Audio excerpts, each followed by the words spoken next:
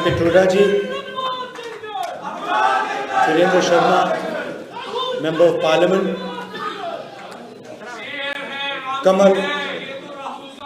Kamal Dhaliwal ji, other senior leaders who are sitting on the stage, IOC members,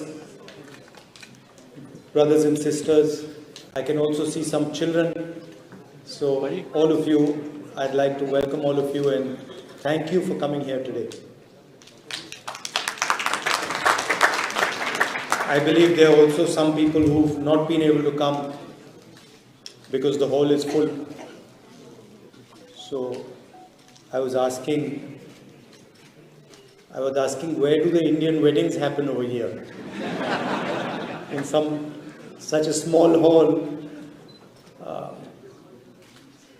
It's an honor for me to come here and speak to you. I was actually invited to Cambridge University to give a talk there on Indian politics and global politics, which I did, and it was quite a nice atmosphere, nice talk. And I was thinking while I was speaking over there, that it's quite strange that an Indian political leader can give a talk in Cambridge University, Harvard University, but he can't give a talk in India, in a university in India. Right? And the reason is that our government simply does not allow any idea of the opposition, any concept of the opposition to be discussed. Same happens in Parliament House. When there are important things that we need to speak about, demonetization, GST, the fact that the Chinese are sitting inside our territory, when we try to raise these questions, we're not allowed to raise them in the House. It's a fact. It's shameful, but it's true. And this is not the India that all of us are used to. Our country is an open country where we pride ourselves on our intelligence, respect each other's opinions, listen to each other, and that atmosphere has been destroyed. You can see the narrative in the media, and the reason we were forced to walk across India, the Bharat Jodo Yatra, was because all the institutions that protect a democracy, that allow people to speak, that allow an expression of voice, are captured by the BJP. And so we decided that a good way to think about it, a good way to act would be to go directly to the people of India and do what used to be a tradition called the Yatra. Yatra is not just a walk across the country. Many great people in India have gone on a Yatra. Of course, the most famous Yatra was the one done by the father of the nation, Mahatma Gandhi. But there have been others.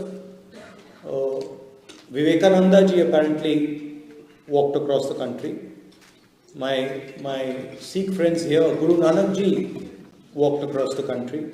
Buddha walked across the country. So there's a list of people who have used this idea of the Yatra. And the Yatra is actually introspection. It is an attempt to understand what is going on in the country, an attempt to listen to people, but also an attempt to understand the voice of the people and express the voice. So it was a wonderful experience for me. I started in Kanyakumari and we went all the way to Kashmir. Thousands of kilometers in the heat, in rain, in the snow. And we got to understand our country in great detail. We spoke to thousands and thousands of people, farmers, little children like you. What's your name? Huh? Sorry? Samrat Singh. So kids like Samrat Singh, we met thousands of them. We met youngsters who are unemployed, asking, the most interesting thing was that the biggest issues in India today are unemployment, price rise, and the violence that Indian women face. That third one is a hidden issue, nobody speaks about it. But when you walk across India and you talk to people, those are the three things that you hear. Most women complaining about the violence that they're facing, the fact that they are worried to walk on the streets of our country, huge amount of unemployment, and price rise, and the concentration of wealth. One or two business people controlling pretty much every business. Everybody knows the name. He's become especially famous lately. You can see a lot of sort of reports about his wealth. Huh? Yeah, so you can see that, and it's at the expense of the Indian people, because when there is no competition in a country, right, and one person is making all the money because of his political connections, the strength of the country, the energy of the country is wasted and weakened. So one of the things that we've been pushing is that we need to allow as many youngsters who want to enter business. We need to support all of them. We need to make sure that the banking system doesn't just work for one or two people, but works for youngsters, for millions of people who want to build a business. So these are the type of things that we discussed on the Yatra. And it was a very good experience. Also, I'd like to thank many of you who walked with us. You came from different parts of the world. You came from England, you came from the United States, from Canada, from Japan. From all over the world, people came and walked with us. So that helped us. You helped us with your support and your energy. So that I'd like to thank all of you for that. So that was the experience of the Yatra. And the interesting thing to me was that what the people of India were saying, unemployment, prices, concentration of wealth, Mr. Adani, it's not in the media at all. In the media we see anger, hatred, violence. Then we see Bollywood, Aishwarya Rai, Salman Khan, cricket. We see all these things, but we don't see the real issues that the people of India are facing. So that was quite a learning experience for me. The other thing that some of the speakers alluded to, we walked for almost 4,000 kilometers. It was a huge effort. 5 or 6 people died while we were walking. One of our members of parliament had a heart attack in Punjab and died. So there was also quite a lot of tragedy taking place. People getting injured, someone falling, breaking an arm or breaking a leg. And in the first 5 or 6 days, I started to ask myself, what is my role in the Yatra? What do I have to do? And after thinking about it for a while, I decided that my role was that whoever came into the Yatra, regardless of whether they were rich or poor, young or old, male or female, I decided that my role would be to make them feel that when they walked inside the room, when they entered the Yatra and they came to speak to us, that they should feel that they had come back home. Right? They should get a feeling that they had come back home and they were not speaking to a politician, but they were speaking to their brother, their friend. That was the idea I had, and I told the people who were working with me that, listen, we have to respect every single person who comes, and he has to feel that he has come home. And when he leaves, he must feel that he has left home, that we don't want a political relationship with him, We want an emotional family relationship with him or her. And that is a very powerful thing, because the moment we started to behave like that, the moment we started to say, look, we are going to treat people with respect, immediately the people who were coming started to treat us like family.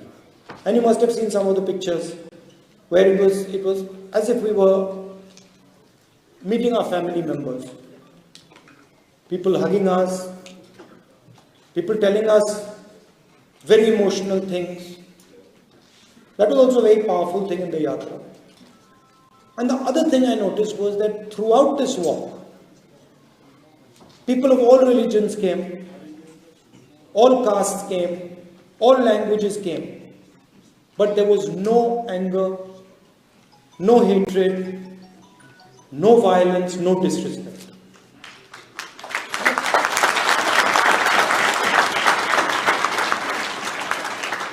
And so the yatra was demonstrating to the whole country what the real India is about. What Indian values are, what our religions tell us,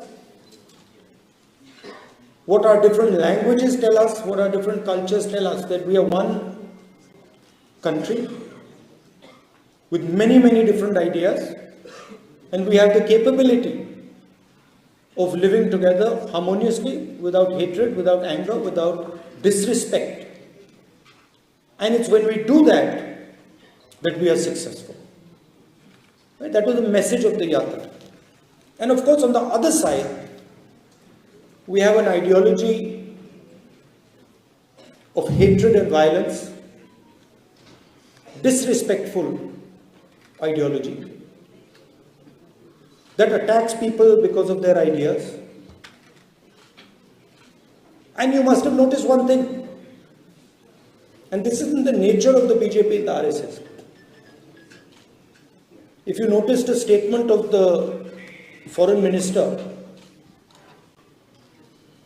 he said China is much more powerful than us. He said China is much more powerful than us. How can I pick a fight with them? Matlab, at the heart of the ideology is cowardice.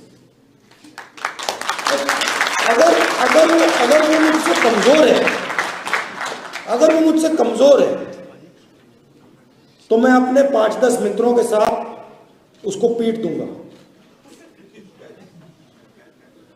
मगर अगर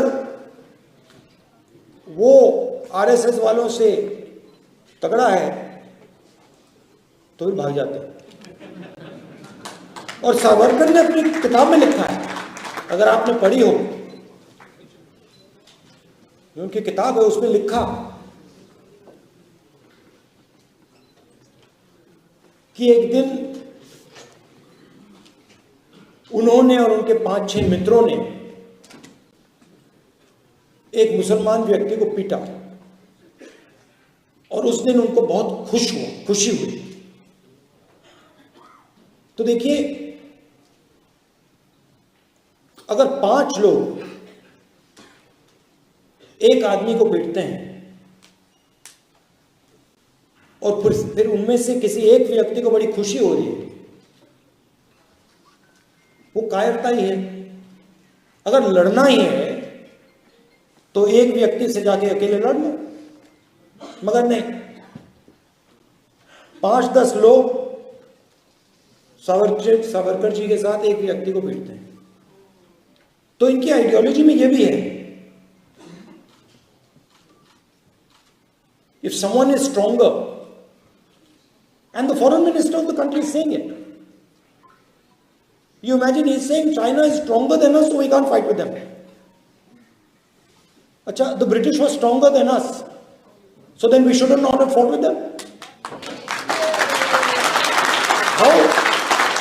How would we ever get independence? How would we ever get independence if we had followed the BJP's principle and the RSS principle that if they're stronger than us, if they're stronger, then we don't fight them out, we would be still ruled by the British.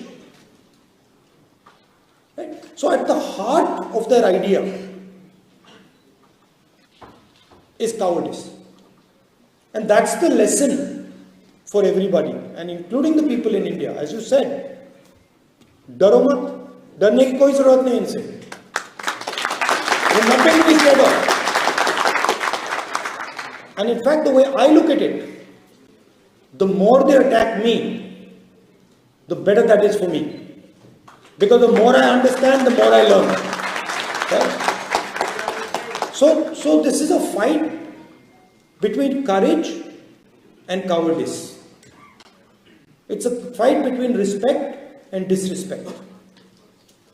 It's a fight between love and hatred. जो मैंने कहा था भारत छोड़ो यात्रा में,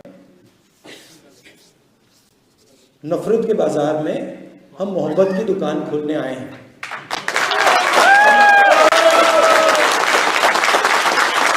And that is the message that I would leave you. As a community in this country, you have done us all very proud. And of course you have done us proud because you've been successful, because you've made a lot of money, you've developed a lot of businesses. But that's not the real reason you made us proud. The real reason you made us proud is because you respect the people you live with, you respect the different cultures, you respect the fact that you're living in England, you listen to their perspective, you embrace their perspective, you tell them about our perspective, and in that way both groups of people improve and do better. So you have shown in your living here, you have shown what an actual Indian person should be doing. Living peacefully, affectionately, with respect, listening to other people, learning from other people, and also, as a result of our history, as a result of our tradition, teaching other people what we know. So I'd like to end by thanking all of you for making our country proud, by